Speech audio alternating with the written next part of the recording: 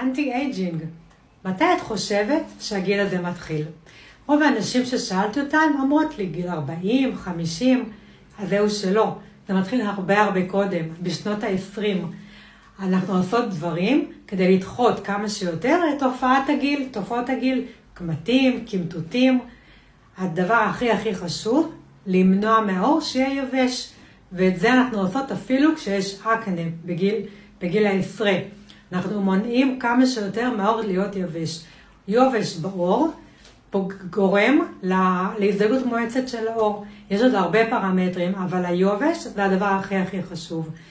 אז ברגע שאת שומרת על העור מבחינת לחות, מזינה, העור מקבל את מה שהוא צריך, אז הקמטוטים והקמטים הם מגיעים, אבל הרבה יותר מאוחר ובצורה הרבה יותר מעודנת.